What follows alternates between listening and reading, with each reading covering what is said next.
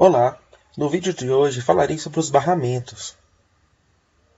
Os barramentos são simplesmente os elementos responsáveis pelo transporte das informações entre os dispositivos computacionais. Eles fazem o transporte das informações entre processador, memória e dispositivos de entrada e saída. Bom, vamos ver os tipos de informações que podem ser transferidas pelos barramentos. O primeiro deles é da memória para o processador, informações transferidas da memória para o processador. O processador lê uma instrução ou um bloco de dados da memória. O segundo tipo é do processador para a memória. O processador escreve um bloco de dados na memória. O terceiro é de um dispositivo de entrada e saída para o processador. Por exemplo, quando o processador lê dados de um teclado, que é um dispositivo de entrada. O próximo seria do processador para um dispositivo de entrada e saída, quando o processador envia dados para um dispositivo de entrada e saída. E o último tipo seria da memória para o dispositivo de entrada e saída ou do dispositivo de entrada e saída para a memória. Neste caso, pode ser usado o DMA, que é o acesso direto à memória. Assim ocorre a troca de informação entre a memória e os dispositivos de entrada e saída sem a participação do processador. Os barramentos podem ser classificados geralmente em três tipos: barramentos de dados, de endereço e de controle. Os barramentos de dados têm as seguintes características: transferem dados entre os dispositivos do sistema. Podem ter 32, 64 ou 121 linhas. A largura do barramento é a quantidade de linhas e determina a quantidade de bits que podem ser transmitidos de uma só vez. Assim, quanto maior for a largura do barramento, maior será a quantidade de bits que ele pode transmitir de uma vez. Os barramentos de endereço têm as seguintes características: identificar a fonte ou o destino dos dados transmitidos e endereçar as portas dos dispositivos de entrada e saída. E os barramentos de controle têm as seguintes características: controlar o acesso e a utilização dos barramentos de dados e endereço e transmitir comandos. Esses comandos são operações a serem realizadas e informações de sincronização. Os tipos de barramentos são o PCI, AGP, ISA, AMR, CNR e ACR. As características de cada um são as seguintes: o PCI é um barramento com grande largura de banda, independente do processador utilizado, e a transmissão é paralela. O AGP é um barramento específico para as placas de vídeo com alta velocidade e a transmissão de dados também é paralela. O ISA é um barramento de baixa taxa de transferência com transmissão paralela. O AMR é um barramento que permite que a placa-mãe faça conexões com dispositivos controlados pelo processador. Este barramento foi desenvolvido pela Intel especificamente para áudio e vídeo. O CNR também permite que a placa-mãe faça conexão com dispositivos controlados pelo processador, assim como o barramento AMR. O CNR também foi desenvolvido pela Intel e é um substituto do AMR. Além das conexões entre a placa-mãe e os dispositivos de áudio e vídeo, também faz as conexões entre a placa-mãe e os dispositivos de rede e modem. Finalmente, o ACR.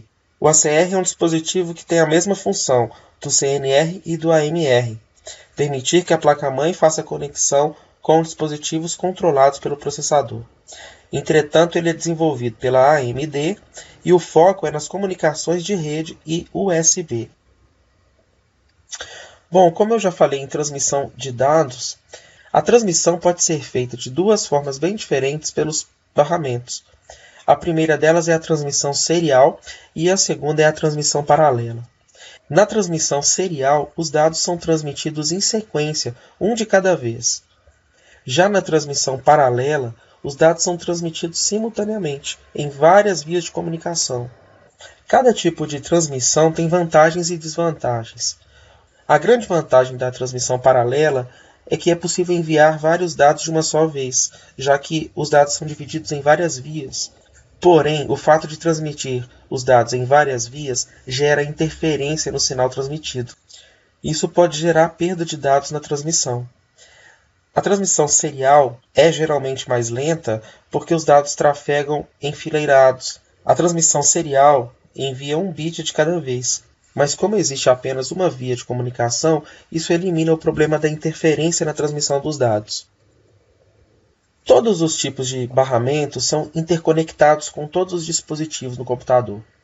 As linhas de controle, as linhas de endereço e as linhas de dados fazem ligação com todos os elementos: processador, memórias e dispositivos de entrada e saída. Vejam que todos eles são interligados aos 3 tipos de barramento. Veja só uma estrutura geral de operação do barramento. Por exemplo, o módulo deseja transmitir dados.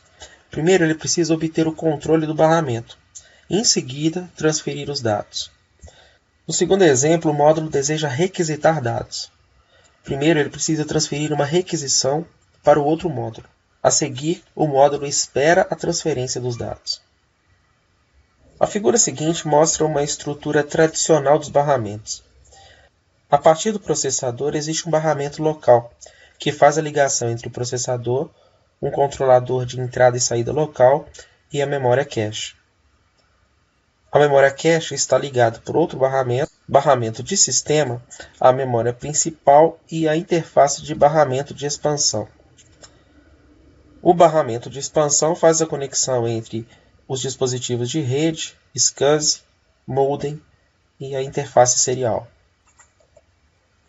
Numa arquitetura de alto desempenho, o esquema geral seria o seguinte: do processador até a memória cache existe um barramento local. Da memória cache existe uma ponte, que é o barramento do sistema, até a memória principal. A memória cache também está ligada ao barramento de alta velocidade, que faz a conexão entre os dispositivos de rede, dispositivos gráficos, controlador de vídeo e dispositivos SCSI. Este barramento de alta velocidade conecta a interface de barramento de expansão, que por sua vez é conectado ao barramento de expansão e faz as conexões entre os dispositivos de entrada e saída, como fax, modem e a interface serial.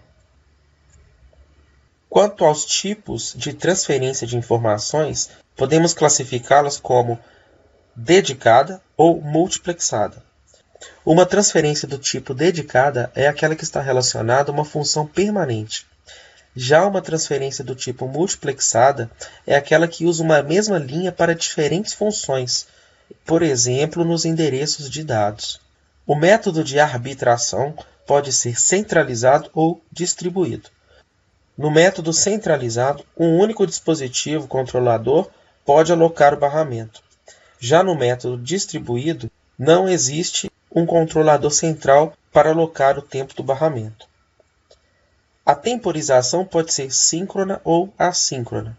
Na temporização síncrona, a coordenação de eventos é feita por um clock. Já na temporização assíncrona, a coordenação de eventos depende do evento anterior.